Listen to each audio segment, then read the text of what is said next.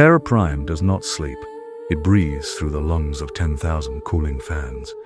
In the heart of the Sanctum of the Unsleeping, the air is heavy with the scent of ozone and blessed incense. Here, the floor is not stone, but a sea of black glass, reflecting the cold light of distant stars.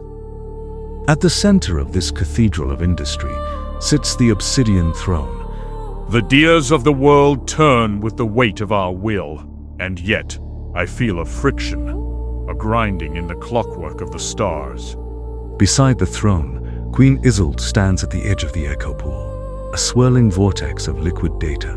Her eyes are closed. Her fingers trace the ripples of a psychic tide that only she can perceive. Suddenly, her posture stiffens. A single tear, shimmering with the blue light of the link, falls from her cheek. A cry, my lord husband. It rises from the Alari system. It is a thin, fragile thread of sound, nearly severed by the gnashing of 1,000 hungry maws. The mining moon of Alari's 4 is being silenced. The profane swarm has found the marrow of the moon, and they are feasting upon the innocent. Olaris 4, I remember the soot upon their brows and the strength in their hands. They are our subjects. They are the stone upon which our empire is built. If they are being silenced, then the silence is an affront to the throne itself. The signal is unreasonable, Valerius. There is no soul within this swarm to save, no logic to be found. It is a tide of kitten and hunger that seeks only to erase what we have built. If we do not answer, the light of the Hagiaki will dim in that sector forever. We do not allow the light to dim. We are the keepers of the flame. Isolde, grant the vision to the oratory. Summon the Preceptor from his vigil. The king's hand, encased in a gauntlet of reinforced ceramic, slams down upon the arm of the throne. The sound echoes through the cathedral like a thunderclap. Let it be known, I grant the right of sanctification to the Order of the Crimson Vow. Tell Silas to take the grave of silence and burn a path to that moon. The swarm believes it has found a meal. Let them find instead the edge of our mercy. The vision is cast. The knights are stirred. Silas, can you feel it? The Queen hears your heartbeat. Go. Turn the dark into a shrine of iron. The air in the Alaris 4 tunnels was thick with the copper tang of blood and the dry, choking dust of pulverized stone. Captain Jovan of the local militia slammed his last spent power saw into the dirt. Around him, his remaining troops were huddled against a collapsed bulkhead. They were out of options. Beyond the flickering emergency lights, the swarm moved, a sea of clicking chitin and skittering claws, hungry and endless. Steady! Hold the line with your bayonets! If we go down swinging! Don't let them... Wait, look at the ceiling monitors! The sky is bleeding white! Above the moon, the clouds were torn asunder. 6 streaks of brilliant white fire cut through the smog of the infested atmosphere. These were not landing craft, they were kinetic strikes. The reliquary coffins, 6-ton spikes of tungsten and white ceramic, hit the central plaza at terminal velocity. The impact didn't just shake the colony, it shattered the tectonic plate.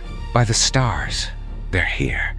The Hagiaki. They actually came. Dust and steam swirled around the impact craters. The sides of the pods hissed, the seals breaking with a sound like a heavy choir exhaling. The armored plating fell away, slamming onto the ground as ramps. From the central pod, a figure stepped into the dim light of the dying moon. Knight-Preceptor Silas stood 7 feet tall, his white ceramic armor glowing with faint blue runes. He carried no rifle, only a long hilt heavy blade and a shield that shimmered with a golden translucent field. Captain, you have held your post with honor. Step back and tend to your wounded. The king has looked upon this moon, and he has found it wanting of peace. My brothers and I shall now provide the sanctification. Sir, you don't understand. There are thousands of them. You need to fall back to the bunker. You don't even have a gun. A gun is the weapon of a man who fears the distance between himself and his foe. I have no such fear. Watch, soldier. Behold the mercy of the throne. Silas raised his arm, and his aegis buckler expanded into a wide mantle of light. With his other hand, he drew the Vow-Blade. As his thumb pressed the activation stud, the air around the blade screamed. The molecular disruption field ignited, turning the steel into a blue-white sliver of sun. The swarm hissed and surged forward, a wall of kitten and hunger. Silas didn't flinch. He took 1 step forward into the tide. The swarm did not hesitate. It was a tide of dark chitin and multi-jointed limbs that poured over the barricades like black oil. The local militia braced for the end, their bayonets trembling. But the Knights of the Crimson Vow stood as white marble pillars in a sea of filth. Oratory, form the sun wall. These creatures seek the warmth of human life. We shall provide them only the cold steel of the king. The four knights stepped together, their aegis bucklers overlapping. A wall of translucent gold light ignited, stretching 10 feet high. When the swarm slammed into it, there was no sound of impact, only the hiss of alien flesh vaporizing against the hard light mantle. The knights moved as one, a slow, unstoppable march into the center of the plaza. Look at them! They aren't even stopping! They're just walking through them! Silas swung his Vow-Blade in a wide horizontal arc. The molecular disruption field didn't just cut, it unmade everything in its path. The heavy chitinous armor of the lead swarm beast disintegrated into grey ash. The blade passed through a stone pillar and 3 enemies, as if the air itself had offered more resistance. Brother Valerius, take the flank. Clear the path to the sublevels. Sanctify the ground as you go. The knights broke formation, becoming individual whirlwinds of white and gold. They moved with a predatory grace that made the aliens look clumsy. Every strike was a killing blow. Every movement was a prayer. In the center of the carnage, Silas stood atop a pile of smoldering remains, his blade humming a low, mournful note. The plaza, once a tomb for the militia, was now a sanctuary of silence. Captain, the plaza is secured. The air is cleansed. But my queen whispers of a deeper rot. There is a hive spire nearby, calling to the void. We shall hunt it. You have the watch. The deeper levels of Alaris, 4, were a graveyard of machinery. The scent of ozone from the knight's blades mixed with a new, sickening aroma, the cloying sweetness of organic decay. Silas led the way, his Vow-Blade held low, the blue hum of the disruption field illuminating the ribbed metal walls. Every step was deliberate, every shadow was a potential threat. The air grows heavy with the stench of young Maker. Stay vigilant, brothers. The enemy is hidden, but their shadow is cast long upon these halls. We seek the source of the call, the spire that anchors this filth to our world. They reached a primary ventilation hub. The massive steel fans, designed to scrub the air for thousands of miners, were now choked with a pulsating vein-like webbing. It wasn't just growth, it was a biomechanical infection. In the center of the hub stood the spire. It was a jagged pillar of obsidian like chitin, glowing with a rhythmic, sickly green light that throbbed like a heartbeat. Behold the profanity! A beacon of the void, screaming into the silence of space. It calls to its kin, inviting the hunger to our very doorstep. It is a monument to the unreasonable. As they approached, the webbing on the walls began to ripple. Dozens of smaller swarm beasts, hidden within the organic folds, detached themselves. They had no eyes, only rows of serrated limbs and a single-minded drive to protect the beacon. They surged toward the knights in a blind, frantic rush. They protect their voice. We shall grant them the silence of the king. Form the circle. Do not let a single drop of this filth touch the sanctified ground. The knights didn't break stride. They pivoted as one, their aegis bucklers flaring to life. The room was filled with the sound of steel meeting chitin and the scream of the molecular fields as Silas raised his blade for a downward strike. The hunt had found its prey, but the galaxy was just beginning to bleed. The biomechanical spire on Olaris 4 did not simply fall, it withered as Silas's Vow-Blade severed its connection to the void. With the beacon silenced, the surviving swarm husks became aimless, easily put to rest by the local militia. But for the knights, there was no time for celebration. Their duty was to the root, not the branch. The rot is severed upon this soil, but the echo remains. Cleanse your blades, brothers.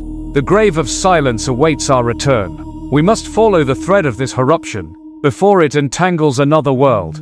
The knights ascended from the moon's surface in a sleek white ceramic transport. Above them, the grave of silence hung like a dark armored mountain against the stars. Its Gothic spires and buttresses glowed with the blue fire of ancient fusion cores. As the transport entered the massive hangar, the sound of rhythmic, mechanical chanting filled the air, the ship's crew performing the rites of transit. To the bridge. I would speak with the Queen. My soul feels a pull toward the Sagittar Reach.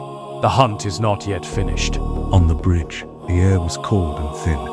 Silas knelt before the Echo Link, a massive crystal array that allowed Queen Isolde to project her presence across the light years. The shimmer of the link intensified, and the image of the Queen appeared, her eyes reflecting the data of 1,000 star systems. Preceptor, the king has felt the tremor of your victory, but the void is vast, and the swarm has many voices. Even now, a second pulse rises from the Valen system, a larger nest, a deeper infestation. They are preparing to leap. Then we shall be the hurdle they cannot clear, my queen. Adjust the fold space drives. If the swarm wishes to leap, they shall leap onto our blades. We march for Valen. The grave of silence began to hum, a deep vibration that shook the very fabric of reality. The stars outside the viewport stretched into long white ribbons of light. The Hagiaki was no longer defending, they were hunting. The Valen system was a graveyard of broken dreams. At its center hung the hollowed moon, its crust translucent and pulsing with the sickly green light of 1 billion gestating swarm nests. The grave of silence didn't hold position, it charged. From its massive hangar bays, the Void Lancers, the Hagiaki's heavy cavalry, launched into the vacuum. They didn't fly ships, they rode Angel-class interceptors, their armored forms hardwired into the machines. Void Lancers, lower your visors and lock your souls to the throne. The moon is a hive of filth, and we are the fire that shall cleanse it. Ignite the breach lances. On Silas's command, 10-foot-long magnetic accelerators, the breach lances, deployed from the wings of the interceptors. They hummed with a terrifying kinetic energy. As the Knights closed the distance, the swarm launched a cloud of living projectiles. The Knights didn't swerve, they didn't retreat, they accelerated. Target the primary crust seeds. Deliver the king's justice to the heart of the nest. Release. The breach lances fired. They weren't mere missiles, they were spikes of pure thermal destruction. Upon impact with the moon's surface, they discharged localized EMP pulses that fried the swarm's neural network, followed by a thermal spike that turned the alien chitin into molten slag. The moon's crust buckled. The Knights slammed their interceptors directly into the breaches they had created, transitioning from spaceflight to ground assault in a single fluid motion. We are inside. The law has arrived in the dark. Draw your Vow-Blades. We march until the Queen senses only silence.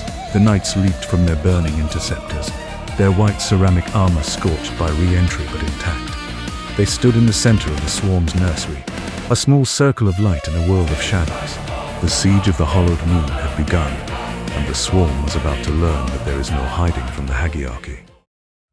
The air in the moon's core was thick and hot, vibrating with a low-frequency hum that felt like a physical assault on the Knight's senses.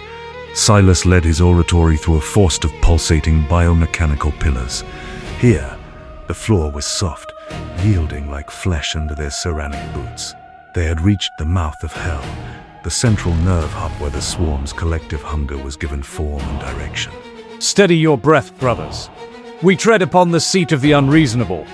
The darkness here is old, but our light is older, shield to shield. The king's justice is a narrow path, and we shall not stray from it. In the center of the chamber sat a massive, semi-translucent sac of ichor and nerves, the hive intelligence. It didn't speak, it radiated a psychic wave of pure predatory intent. Around it, the saints of the void, the swarm's ultimate protectors, unfolded from the ceiling. These were larger than any they had faced, their chickenous limbs sharp as razors, their movement a blur of lethal instinct. They move with the speed of a dying star. Trust in your armor, trust in the vow. Oratory, engage. The chamber exploded into a storm of sparks and yellow ichor. Silas moved with a focused, rhythmic grace. He didn't fire a single shot, he simply walked forward, his Aegis buckler absorbing a flurry of strikes that would have leveled a building. With a precise, surgical upward thrust, his Vow-Blade unmade the first Guardian. The molecular field screamed as it passed through the alien's reinforced thorax. One step, one strike, cleanse the path. We are the shield of the Queen, and we shall not be broken. Silas stood before the pulsating heart of the hive. The air was a whirlwind of debris and the scent of ozone. He raised his blade high, the blue light of the disruption field reflecting in his visor. There was no hesitation. There was only the duty to silence the profane. You are found wanting of a soul. You are found guilty of the silence of our subjects. In the name of the king and queen, be undone. The chamber fell into a terrifying, unnatural stillness as Silas stood before the hive's primary neural spire. The pulsing green light of the core flickered, casting long, jagged shadows against the white ceramic of his armor. The hive intelligence attempted one final psychic scream, a wave of mental static designed to shatter a human mind, but it broke against the knight's iron resolve like water against a cliff. Silas did not flinch. He did not blink. He was the living instrument of a king's decree. Your scream is heard, yet it holds no meaning. You possess hunger, but no heart. You possess instinct, but no honor. You have silenced the voices of the innocent upon Olaris. And so, the law demands that your own voice be extinguished. This is not a war of conquest. It is a sanctification. Silas stepped forward, his boots sinking into the organic floor. He gripped his Vow-Blade with both hands, the blue disruption field intensifying until it hummed at a frequency that cracked the surrounding stone. With a single, vertical stroke, he drove the blade into the center of the neural sac. The effect was instantaneous. The molecular field didn't just cut the organ, it unzipped the very atoms of the hive's consciousness. In the name of Valerius the Steadfast, in the name of Isolot the Perpetual, be silenced. A blinding flash of white and blue light filled the chamber. Across the moon, every skittering swarm husk suddenly collapsed, their collective minds severed at the root. The green glow in the walls faded into a dull, lifeless grey. The oppressive hum that had plagued the moon for months vanished, replaced by a silence so profound it felt holy. Silas withdrew his blade, the steel coming away clean. It is finished. The Queen's thread is clear. The King's mercy has been delivered. Oratory, gather your blades. We return to the light. The Valen system was quiet. The rhythmic pulsing of the hollowed moon had ceased, replaced by the steady artificial hum of Hagiaki sensor buoys. The dark, organic webbing that once choked the moon was now nothing more than grey ash, drifting in the vacuum. High above the battlefield, the Grave of Silence held its position, a cathedral of steel watching over a graveyard of hunger. The blade is clean, but the memory remains. It is a heavy thing to witness the end of an entire world's hunger. Yet, the air feels lighter. The weight of the Queen's grief has lifted from this sector. In the armory, Silas stood as the mechanical monks began the long process of unbolting his scorched armor. He looked at his Vow-Blade, now dark and inert, resting in its velvet-lined reliquary. On the bridge, the Echo Link flickered with a soft golden light as the sovereigns looked upon their champion. Preceptor, the threads of Valen are silent. The cry that haunted my mind has been replaced by a peaceful void. You have done more than save a system. You have restored the rhythm of the stars. The king is pleased. Justice is a heavy burden, Silas, but you have carried it with the strength of the ancient pillars. The swarm has learned that the shadow of the Hagiaki is long, and our memory is longer. Let the word be sent to the outer rim. Humanity does not hide in the dark. We own it. My soul is the king's. My blade is the queen's. Where the unreasonable rises, we shall be the answer. Where the silence is broken by the cries of the innocent, we shall provide the sanctification. The Grave of Silence ignited its primary thrusters, the blue fire of its engines illuminating the dark side of the moon.